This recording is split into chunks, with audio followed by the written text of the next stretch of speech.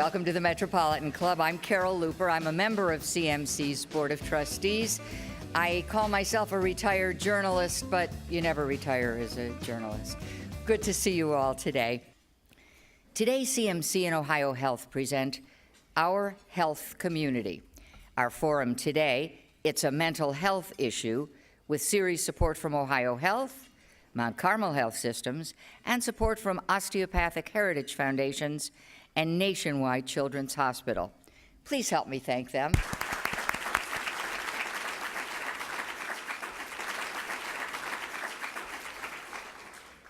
We all hear the latest news of crime, gun violence, drug addiction, and teen suicide. It's a mental health issue, is a common refrain. Studies confirm our youth's chances of having a mental health issue as being 1 in 5, with most going untreated. What's going on? Well, let's explore the issues today with our experts. Please welcome CEO, Directions for Youth and Families, Dwayne Casares.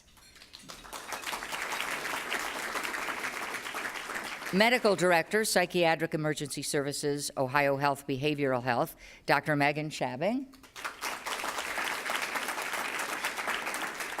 Director of the Ohio Department of Mental Health and Addiction Services, Tracy Plauk. And a woman who I bothered for many years when I was doing interviews with her, former Columbus Health Commissioner, Dr. Teresa Long. The podium is yours. Thank you, and I was quickly going to grab the microphone, but I've been told not to. So good afternoon and welcome. And again, thank you, Carol, and thank you to our sponsors. I am pleased to be here to consider with you and this esteemed panel the various aspects of this important issue, really an important issue of our time, mental health, and to continue the conversation with good information and actual experience, because I'm not sure if you've had the experience, but as Carol mentioned, it's a phrase that we hear so often these days. It's a mental health thing. It's a mental health issue. And that's really a showstopper. It really ends conversations as opposed to help us appreciate what more do we need to understand. How can we address these issues either in our family, in our neighborhoods, in our workplaces, in our community? So this conversation is to continue or to engage that conversation, to learn more, to better appreciate what's going on, to have thoughtful next steps. I hope we'll have some next steps as far as either individuals or as community members when we take this on. So let me just set the stage for a little bit and we will go to the panel. 1 in 5 of us, as Carol mentioned, that includes our children, experience a serious mental health challenge or disorder. Many more, in fact, may have issues over time or at different times because mental health is not static. But most people who have mental health challenges don't get the treatment that they need. In fact, a recent survey, the National Survey on Drug Use and Health, indicated that 58%, 60% of young people with a major depressive episode never got any treatment. So this is real. The incidence of death by suicide and emergency care utilization are going up. The data is there. And despite serious efforts to expand treatment services, it feels as if we're under mental health. We also recognize, and I think it's becoming increasingly known, that prevention and early intervention services are needed to both moderate the access to care challenge that we have, but obviously to improve and to protect our overall mental health and wellness, both of our children, of each of us, and of course of our families and community. So the goal, of course, is to identify in this conversation some of the challenges, some of what's working, what do we need to think about, et cetera. So let me say one other thing. What is mental health? And then I may turn to ask Tracy or whomever to talk about mental health and behavioral health because it's slightly different as well. But mental health includes our emotional, our psychological, our social well-being. It affects how we think, how we feel, and how we act. It also helps determine how we handle our stress, how we relate to others, how we make choices. Mental health is important at every stage of life, from childhood and adolescence, obviously through adulthood and older adulthood.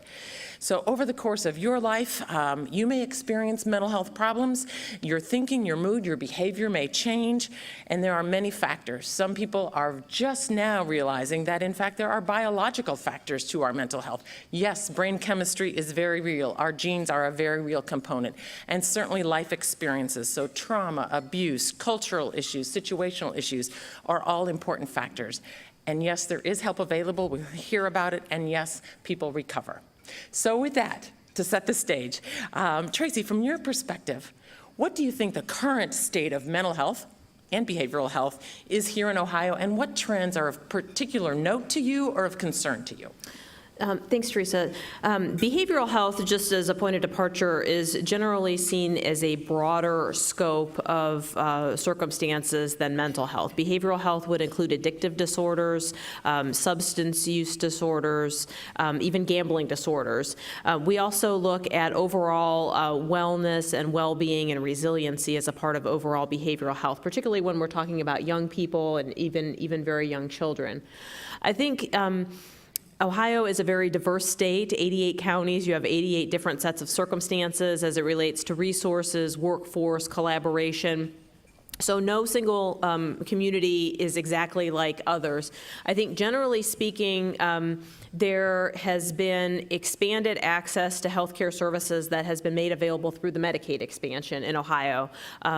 More than 630,000 Ohioans have received at least one mental health or addiction service that has been reimbursed by the Medicaid expansion since January of 2014. So that's very significant, and I think that it's a lot of progress. Some of these individuals would have accessed services through the local ADAM boards, but some of them would not have. So I think that's certainly positive. I think we continue as a state to struggle in different ways with workforce.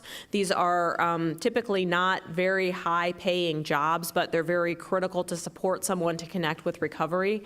And so recruitment and retention is an ongoing challenge. It plays out differently in cities and rural areas of the state, but that's one challenge I'd put on the map right away. Great. Well, I appreciate that. And of course, it's the entire state, but this group is probably more focused on right here in Central Ohio. So thank you for that. So speaking of Central Ohio, what is it, Dr. Shabbing, Megan, that our patients, our families are experiencing, and our providers? Obviously, you have a firsthand experience as far as what's going on right here in Central Ohio. What concerns do you have? What trends do you see, et cetera?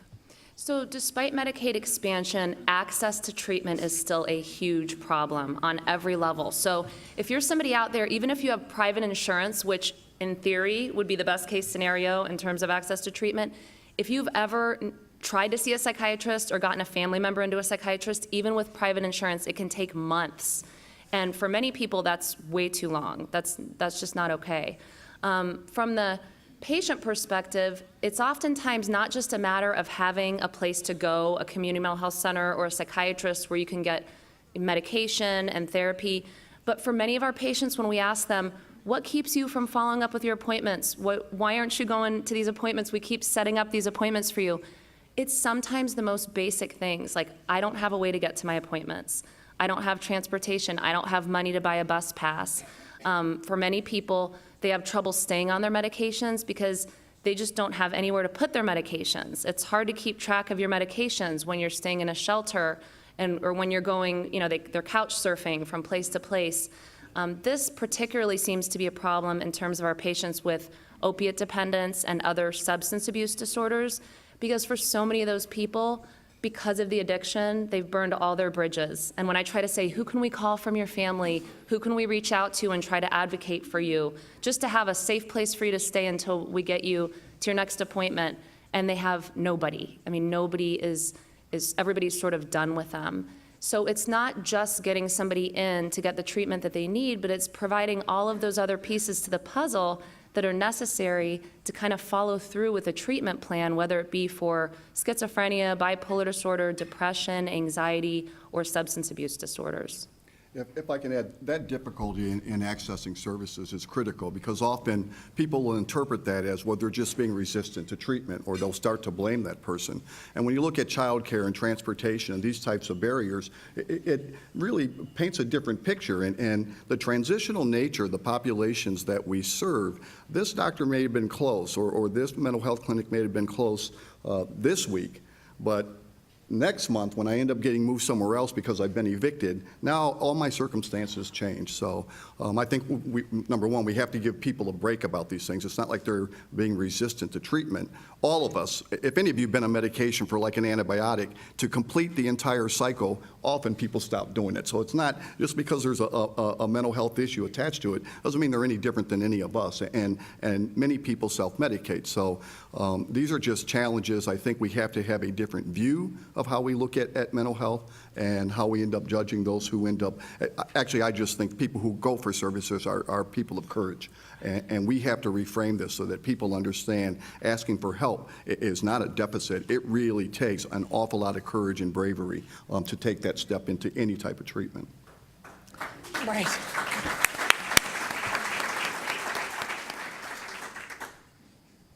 Super. And actually, Dwayne, you just jumped into the conversation. I'm going to go back and give you another chance if you'd like to add anything else as far as challenges, but clearly we'll come back. I think I've just learned more about these social determinants of mental health challenges. I think many of us have talked about the social determinants of health, but you're already naming some of them. But let me come back to, because Dwayne, you are in such an important place, both as having been a direct provider, worked with youth and families, and oversee an important organization that's working in so many settings in this community, trying and making a difference. Do you have thoughts about what are the greatest or the newest challenges that young people, that our families, that our community are facing? I don't know if they're new as much as I think at sometimes they've just expanded. When you really look at isolation at times, that becomes very difficult. Support systems are more challenging. When you have single-parent households that are worried about putting food on the table, that's a little bit different, so I can't be attuned to all these other things. I think access, thank goodness we're in Ohio that has Medicaid expansion, because that certainly helps a lot of people who traditionally wouldn't be able to reach services, so thank you. The challenges are different for each family, and you have to adjust accordingly. 30 years ago, we went as an agency to all outreach services. So we were in the homes, we're in the schools, in the community. That's where we end up practicing. A lot more people are doing that now. I think you need a continuum. I think there certainly is a place for office-based services, but you certainly do need a continuum for those people that are really hard to reach or in areas that don't have a whole lot of assets that are available to them. I think, too, there's been a growing recognition of trauma and how the effects of trauma impact young people and their overall trajectory in life. And we've had an initiative underway with a broad host of community partners to educate folks. Our providers are very well attuned to trauma and its effects, but talking with first responders and training folks in schools and training child welfare workers about how this impacts people and how engagement strategies on a personal level might be changed in order to recognize trauma more effectively. Well, that's super. This conversation's going off in directions I would love to see it go. So let's talk about trauma, adverse childhood experiences, et cetera, because that's part of what I think is newer information, and not that this community hasn't thought about that, but I know, Dwayne, your organization has been absolutely committed to having that be centerfold to what you're doing. So how would you share either what's working, and maybe Tracy or Megan jump in as far as, and then we'll bring it back around, but what has the research shown, what has the experience shown as far as what works as far as programming and services in this arena? Well, we certainly do know that people who are exposed to toxic stress, this really has, actually, from a medical standpoint, it has a life expectancy issue as well. People with a trauma score of 6 or higher are 4 times more likely to get heart disease, and 3.5 times more likely to get cancer. So this is really the combination of the physical health and the mental health has finally come together to start to address this on a very, very serious level. If you really look, 5 years ago is when we first started working with the Trauma Institute out of Boston. At that time, one of the things that caught me is when you started looking, think about it, everybody in this room probably knows somebody who is on medication for ADHD. 10 years ago, I used to think if this is really the case, we have a national epidemic. What the research has done on trauma and adverse childhood experience has shown that unresolved trauma, those symptoms mimic ADHD. So when you consider that, you have to consider the fact that then we are unnecessarily medicating people who needed a different course of treatment. So I think we've all gotten much better at it. I don't think there's anything we can turn our back on. We have to keep pushing this message forward so that we can get people the best possible care that they need in order to transition in their lives. And Dwayne, I think you're right. I mean, when we talk about trauma, there's so many different faces to trauma, and we see this all throughout the healthcare system in so many different ways, shapes, and forms. So I'll give you an example. I think classically we think of trauma as the war veteran who has classic post-traumatic stress disorder, the nightmares, the flashbacks, the hypervigilance. That can often drive substance abuse, and that's a terrible problem. But we also see people coming into the hospital with what looks like a neurologic problem, and these people end up on the neurology unit getting test after test after test, MRI, EEG, extensive neuropsych workups, and everything ends up negative. And at the end of the day, we're left with the fact that trauma and anxiety can actually manifest as a medical problem, a neurologic deficit. We also see trauma with our younger patients. So even though I'm at an adult hospital, we have teenagers oftentimes coming into the ED. And we have suicidal teens come in who have been traumatized via social media by cyberbullying. And this is a huge problem right now when I think it's, almost half of kids will say that they are connected to the internet. I think it's 25% of kids will say they're connected to the internet virtually at all times. And if we don't start keeping an eye on our kids and our teens and what they're watching and what they're exposed to on YouTube even, they can really see traumatic events in different ways. And that's something I think that's a little bit newer with the emergence of social media, but we've got to know what they're doing with their screen time. Wow. So this is great. Let me come back to a couple things because we're going to keep teasing these out. But just on the traumatic and learning about the ACEs, the adverse childhood experiences, the work around resilience, and then Megan, Dr. Shapping, I really appreciate your jumping in because it broadens the conversation to think about post-traumatic stress disorder. But really, I mean, there's so much stress and toxic stress in our world. What do you see when people come in? You've given a good example of being on a neurology ward, but what do you see in the emergency department? What are physicians either seeing or observing or experiencing that are helping them, and what works to quickly identify and support people who are having these kinds of traumatic reactions? And obviously it's challenging their mental health, whether there's underlying mental illness or not. Are there things that are working, whether it's right at the emergency or moving on into community-based support and therapy? Yeah, in the emergency department, we really try to meet the patient where he or she is. And sometimes that's difficult because a person will come in and that person may not be complaining. It's easy when they come in and they say, I've been sexually assaulted, and we have a whole system by which we can help them. But when they come in and maybe, we have a young woman that came in recently, she's just not talking. She's catatonic, just staring and won't talk and won't move. And sometimes you have to almost try to guess what's going on, and we obtain collateral information and we try to look through the records and what might have happened to her, and then you have to try to appeal to deep down underneath whatever the effects of that trauma would be. How can we get through to this person? How can we help this person feel safe? And we know that early intervention, specific types of evidence-based therapy can be really effective in people who have been traumatized. But it's much more difficult when they come in and they're not just handing it to you on a silver platter, which is oftentimes the way it works. So I think helping people to feel safe, getting those therapeutic alliances established early is really important. And going upstream from that a little bit, last fall, the state launched a campaign called Be Present. It's at bepresentohio.org. And it's a suicide prevention campaign that was designed by a contractor with direct feedback from Ohio's youth. And the campaign never mentioned suicide. It's about your presence is a present, and how to be a strong supporter of your friends, and how to look for signs if someone's struggling, and how to reach out to a trusted adult in order to connect someone with the kind of care that they need at that time. And so I think, offering interventions at different points that help prevent that sort of circumstance from occurring are steps that we could all be taking in communities. And it's not a clinical approach, it's just teaching people how to be mindful and how to reach out. So jumping, I know, there's lots of things I'd like to keep clapping about and say, let's keep going there.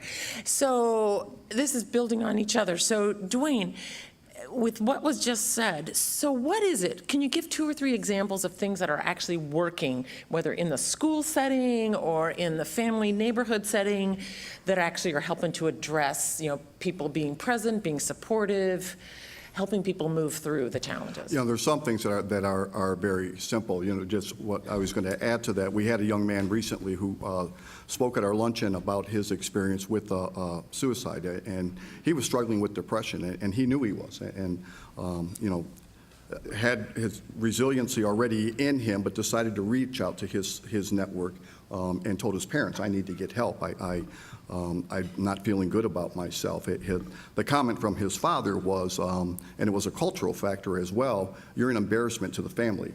To go and ask to get help really is making all of us look bad." And so fortunately, he called the suicide hotline. So you can go old school in this, and it's still, we need this. I always think everything's on a continuum. You need all kinds of things. And fortunately, he did. They hooked him up with us. And he said a great thing at the end. He goes, it's really something that the point that I was the lowest in my life ended up being the best part of my life, of where he is today. So there's some kids that are just in certain environments, and they're going to be resilient through anything, but other things aren't. The other thing I want to mention about trauma is we always look at it, it's easy to look at it from an individual standpoint, but there is community trauma as well. And when you live in some impoverished areas or high gang areas, and this is a constant stressor that's put on the entire family.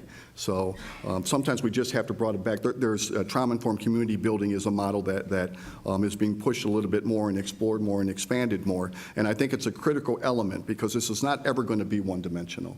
So we have to keep pushing the boundaries out further and further. And I think, just to jump on that, keep learning about what's working and supporting that and pushing it forward, in every way that we can. And actually, I just wanted to pick up, I've learned a lot in preparing for this, that there are some challenges. The Annie E. Casey Foundation they have a Race for Results Index. They ranked Ohio 42nd of the 44 states that they could collect data on for the well-being of African American children. And so I just heard Dwayne's story about this young man, because it turns out this young man is African American. And it's African American. So being an African American, these issues of race and culture and racism, toxic stress are very real. And I guess if you would go further, and maybe Tracy, anyone jump in, what can we do to address those issues more broadly? Because it's obviously going to impact a big number, and we should all stab our hearts to hear how challenging that is. We think about infant mortality. Here's our young African Americans, stressed.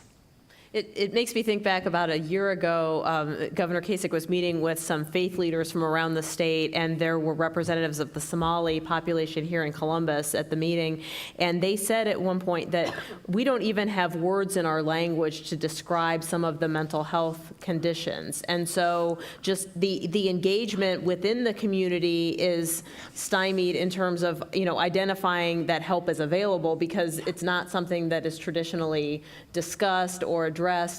And I think we need to look for ways that, number one, to identify that if a challenge exists in this regard, but number two, then, work directly with the community to identify what those needs are and how to address them effectively. So that's not even the issues of shame and stigma. I mean, this is just culturally, there have not been experiences with that. I guess, and both Megan, you're a psychiatrist. These issues of shame and stigma are so real around mental health and behavioral health issues. It's not like seeing a diabetic. It's so different. What is it that we should both know, but we should take action to be able to help address these issues around mental health? Yeah, so unfortunately, the stigma of mental health is still here, and I think one of the biggest things we need to do everywhere in the community is talk about it, open up the conversation. This could be in the workplace. If you notice somebody that's struggling, a coworker or one of your employees is showing up late for work, seems tired, seems sad, seems irritable, have a conversation. Oftentimes people are brought into the emergency department because a coworker notices there's a red flag, something's going on. And I think the way that I frame it to patients, a lot of times the patients don't totally get what's going on in terms of why are they mentally ill. They feel embarrassed. They say, I have somebody say this almost every day, I'm so depressed, I feel like I want to die, but I have a good family, I have a good job, I don't know why I feel like this. And I just bottom line it to them, your brain isn't working right. Okay, so if you had pneumonia, I would be able to show you a chest x-ray, and of course you would take your antibiotics. That's a no-brainer. If I could show you a functional MRI of your brain, and then of course they asked to see that, which I can't really make happen for many reasons, but I said if you could see a functional MRI of your brain, if it's a depressed person, it wouldn't be lighting up the way it should in certain regions. And this is totally simplifying it, or if you're manic, it's lighting up like the 4th of July when it shouldn't be. And when I frame it like that, sometimes patients just feel better because it's made to them so that they can understand this isn't my fault. And I usually tell them, I bet you have family members with depression. And if they say no, I probe them a little bit, and usually there's somebody that has an undiagnosed mental illness in that family.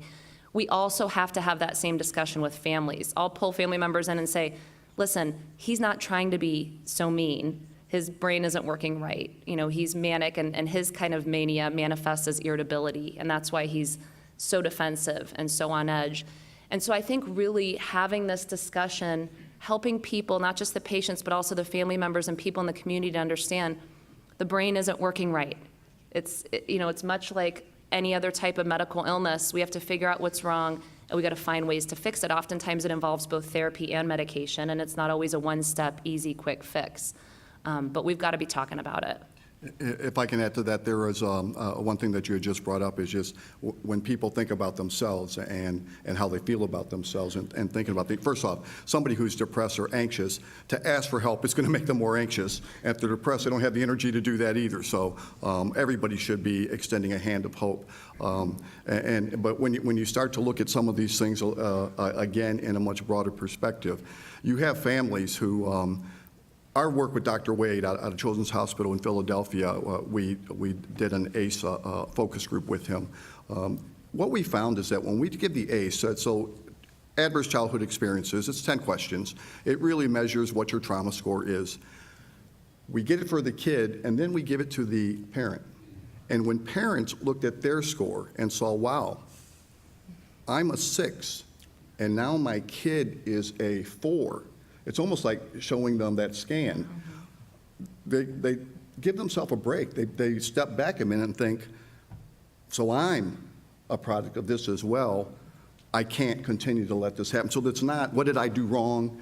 People are going to look at me funny or blame. It really shifted our focus. We've seen a huge increase in family involvement just because of that. So I think the more we talk about this, the more we put it out there, the more familiar people get with it, the better we're all going to be as a system. So let me jump in on that. I just drove back a 10-hour drive and was chatting with my husband and daughter about this. And my daughter says, why is it, this whole shame and stigma, now there's this new campaign, I think it's called My Younger Self, I'll come back to that in a second. But she said, why don't we have mental health checkups as a part of our usual checkup? Isn't there such a thing? And why haven't we created a safe space for either individuals, she's 22, knows a lot of stuff that's going on. We haven't created safe spaces in our communities or at our universities for people to come forward, get help, talk about issues. We should have a mental health checkup. And I thought, well, I'm sure some people think they do that, but I don't think it's become routine. I mean, I'm wondering if some of us have been not so much driving it, but not lifting it up even in systematic ways to be able to talk about it. Do you have thoughts about a mental health checkup? Should it be a part of what all of us have? Yeah. Oh, go ahead. Go ahead. I was going to say, we were really fortunate. We got $1 million appropriated to assist with suicide prevention activities in Ohio in the last few years. And one of the things we did was outreach with primary care, because many people who attempt suicide or complete suicide actually see their primary care physician within the month leading up to their death, and so, or their attempt. And so that's a point of intervention. And just to ask some basic questions about how are you feeling, are you depressed? I mean, we have codes that actually reimburse to screen for substance use disorder and do a brief intervention, but we don't, at least with Medicaid, do the same thing with mental health. Yeah, and I think this brings up a great point because really there's such a shortage of psychiatrists. This has to be happening in primary care clinics. And so a huge project that we've recently launched at Ohio Health is to actually go into primary care clinics, It's called behavioral health integration, and meet them where they are in that primary care setting. So there really is more of a psych or a mental health checkup. We're providing consultation services, both in person and via telemedicine to sort of combat that access problem, that lack of psychiatrist problem, and then also providing the case management and the social work piece right there in the primary care setting. So I think that's really going to be the future of how we're going to address this problem and ensure that there is sort of a psych checkup every time you go to see your regular doctor. It's terrific. So you two, as you know, in the CMC way of going about these conversations, in just a moment, we'll have an opportunity to pose your questions to the group. So again, I don't see it, but it's over there. It is. The microphone is over there. So please, in just a moment, don't be shy. Step up, because it's your time to have the conversation and ask the kinds of questions that you'd really like to pose. So let me come back with one. The issues of suicide, the issues of what's out there, fake news, social media, et cetera. I guess my question is, are there activities that we should be thinking about? Is there a way to use information technology in a way to support our mental health? Monitoring it, Tracy already mentioned monitoring, but are there things in this day and age that we should be doing? And do you at the same time believe that it's actually driving some of the spikes that we're seeing in mental health issues? I don't know if this directly answers your question, but the state recently launched a website called boldbeginning.ohio.gov, and it's information from pregnancy to third grade on mental well-being, physical well-being, developmental milestones and delays, all things related to early childhood. And there are component parts in there about bullying and about toxic stress, even at a young age. And I think that a key component of this is just education and making it okay to talk about concerns that parents have for young people at a young age, because that's really the best point of intervention when you identify it. And that parental component is really critically important. It was, when I was growing up, it was easy for my parents to say what I'm going to watch on TV and what I'm not. When you have kids today that really have access 24 hours a day to any type of media, that's very, very difficult to monitor. I get concerned that they end up starting to look for that for information too. So you have to have these discussions. The discussion you had in the car, that's part of that has to be a part of this piece. Parents have to be able to talk to their kids and be willing to, and just ask the questions about how are you feeling? Have you struggled with depression? It's amazing to me at times when we get families in treatment and we ask about, have these things surfaced before? Have you had these discussions? And it's not. And that's something that's so simple. And you don't have to pay for it. It's there. And it should be a part of just a daily interaction. But this is hard for families, and families have such different contexts and issues going on, so sometimes it needs to be another caring adult or someone else who can start to open up some of these conversations. It's a challenging time, for sure. So, one other thing, just to tease, I'll have another teaser in a moment, but there are things going on. I just learned about it. I didn't get to go and learn more about it, but as far as using artificial intelligence, virtual reality to help think about some of the work the military has been doing, some of the medical informatics are really driving. How can we use some information technologies to address mental health issues and suicide prevention in particular? So stay tuned into the future. We should be all learning more about that. So great, and thank you.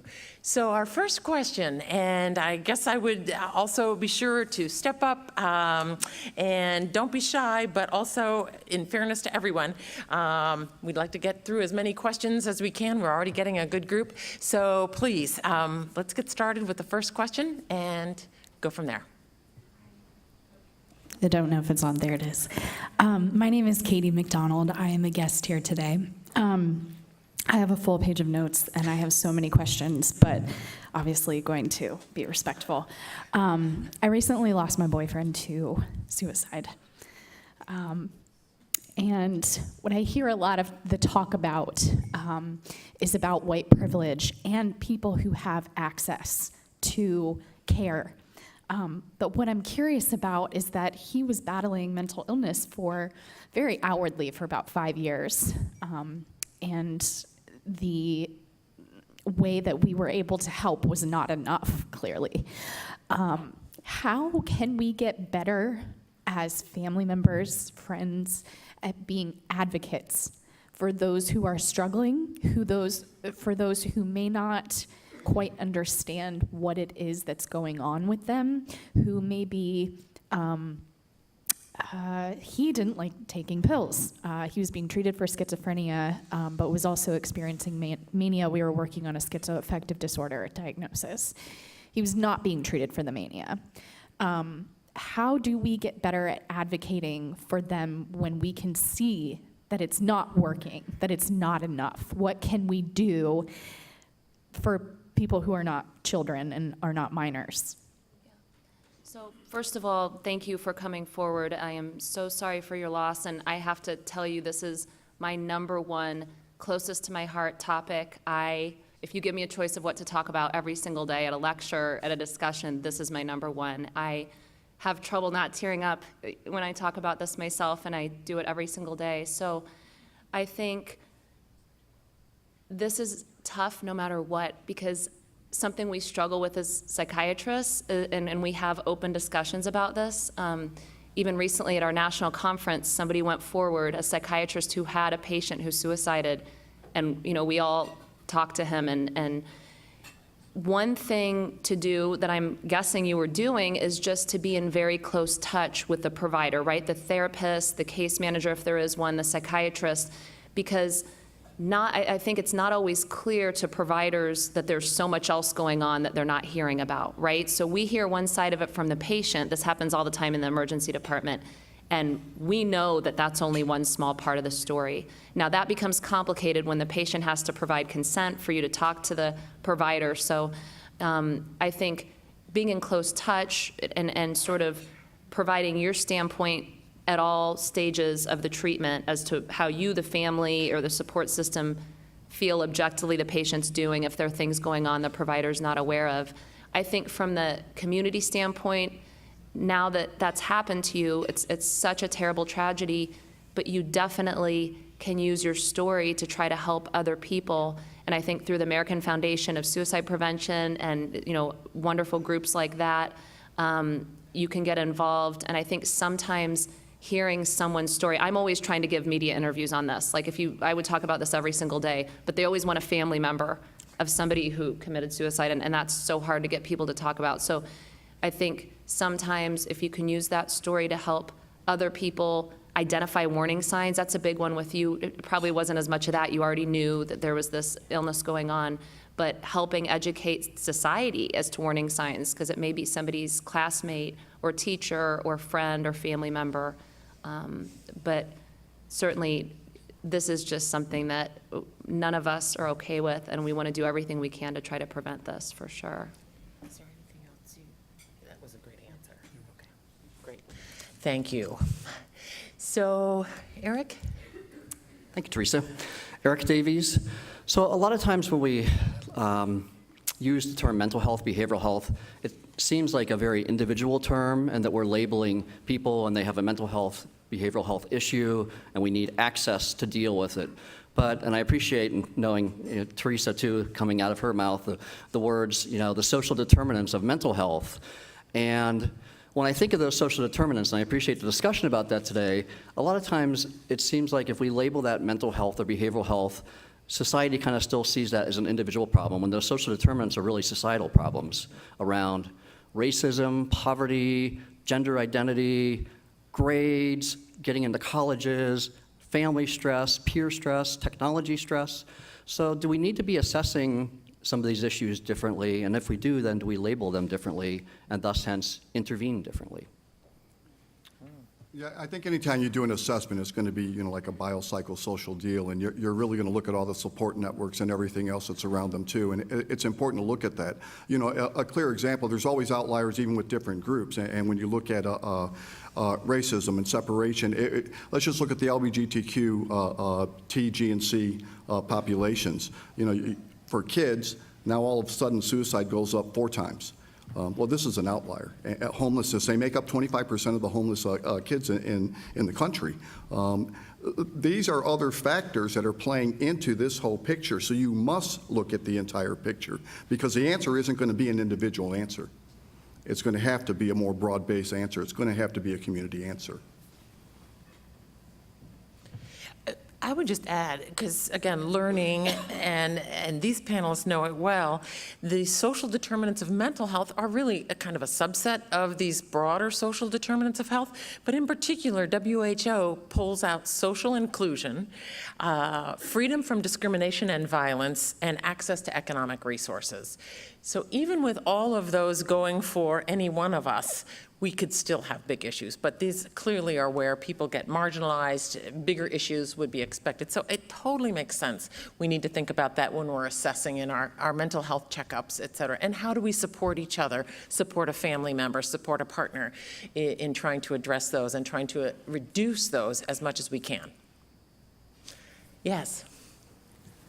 I'm Marion Harris. I'm also a volunteer for the Suicide Prevention Hotline, so I've had some close calls.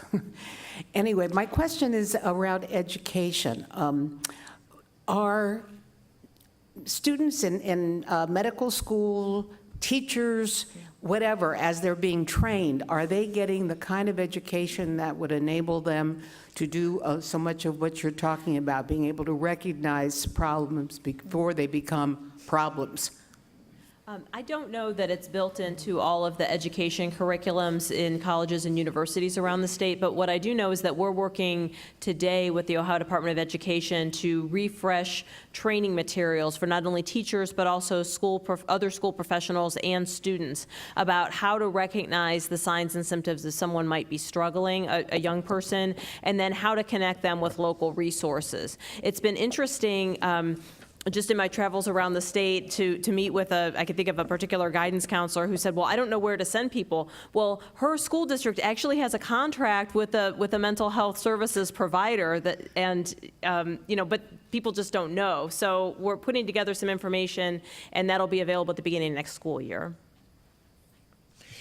And Tracy, can you speak a little bit more, because I know you're involved, as far as there's also education that's going on around the state and moving forward and maybe revised, as well as substance abuse and some of the signs to try and look for early on or to build resiliency so our young people are given support and their families as far as avoidance or changing what could be at-risk behavior. Yeah, and I see that on your June discussion on children's mental health, you're having Dr. Dennis Embry speak. We have actually invested pretty significantly in his product that focuses on classroom management techniques and building self-regulation skills within young elementary school children. Because if you can help and make it fun to work as a team toward self-regulating behaviors, that will help you later in life as you mature. And that has been shown to decrease the odds that you will begin to use substances that you shouldn't be using and form addictions. And so that's one example of how we're trying to go upstream again. Right, and it clearly helps address those adverse childhood experiences, et cetera. Obviously, saying all that in light of the challenges that our teachers are facing, and that's really true across this country, I'm sure across our state. I was just struck last night on the news, they were saying that teachers on average across the country spend $500 of their own money on supplies. So we need to, as a community, and obviously as a state and a nation, figure out how do we support our teachers, both financially, but obviously with information so they can help their students, the families, et cetera, be in as good a place and moving forward as they can. So thank you. Yes. Hi, I'm Jaren Terry. I'm president of PFLAG Columbus, and I'm glad to hear that you mentioned LGBTQ children, because the Human Rights Campaign just came out with their LGBTQ youth report that talks about the higher incidence of low self-esteem, depression, and anxiety among these children compared to their peers. And I'm very interested in hearing what you have available that's targeted for these kids, or maybe someone on the June 6th date can address that specifically. Thank you.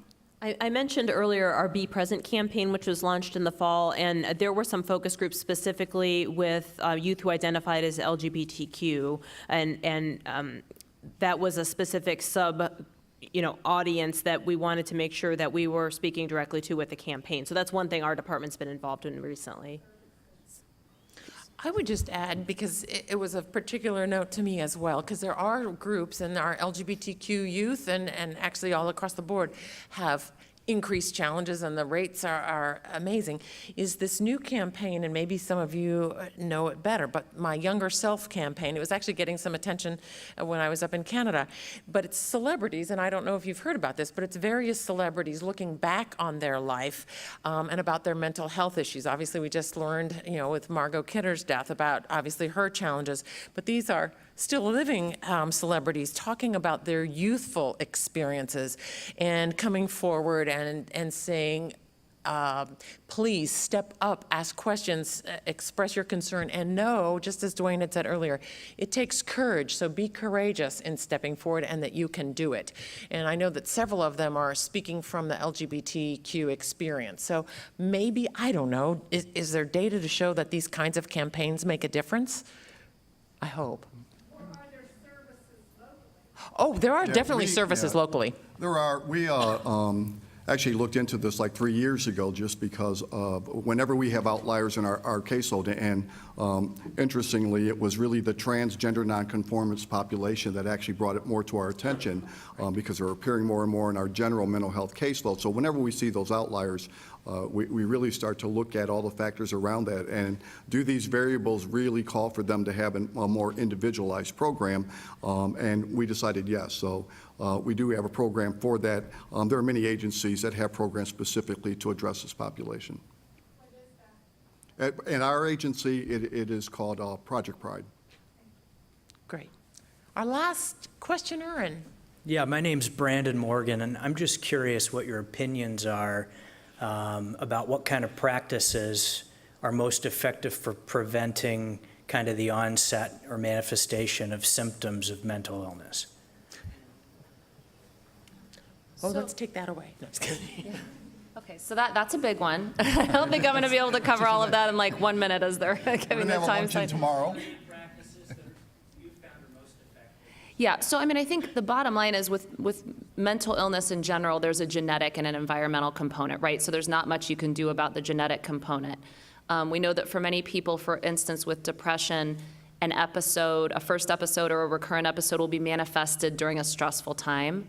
So I'll just use as an example, I think there are many types of mental illness that it's going to happen at some point. It's just a matter of time because somebody's genetically wired that way. But particularly when we look at something like PTSD, post-traumatic stress disorder, when someone's exposed to the trauma, we know that there are certain factors that will increase the likelihood that it'll develop into full-blown PTSD. And so as I mentioned earlier, early therapy and early intervention can help to prevent the full-blown onset in some cases. But with depression, I think identifying those symptoms as they're coming on and trying to, again, if there's a stressful time where somebody who has known depression or has a family history of depression may be at a higher risk for having an episode, identifying those sort of red flag warning signs, getting them plugged into treatment sooner. But a lot of times it's not something that can simply just be prevented because there is that genetic component. I do think that the environmental pieces can be modified to some extent to try to minimize the severity, if that makes sense. Does that answer your question? Kind of. So with that, I just want to give a teaser, and it may play right into the last question and to multiple of them. Obviously, this is a huge and important topic, and so the commitment has been made by CMC to continue this dialogue with an additional panel on June the 6th, where we're going to take that deeper dive and look exclusively into the mental health issues of our community's youth and adolescents. It's part of our Healthy Community series, and there will be national experts joining some of our local experts to both share their perspectives but also answer your questions. So with that, hopefully you'll all come on June the 6th. We'll continue and go there. And Carol, back to you. And again, let me thank both Tracy and Dwayne and, of course, Dr. Shabbing Megan. Thank you so much for being on part.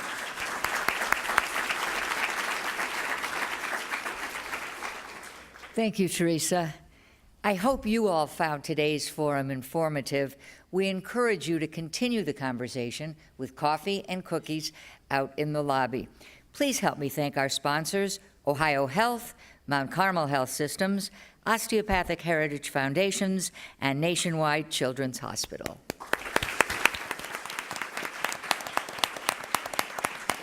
And I also want to thank our speakers, Dwayne Caceres, Megan Shaving, Tracy Pauk, and Teresa Long. Thank you very much. And thank all of you for being here. I hope we see you at our forum on Friday and again next Wednesday. Thank you.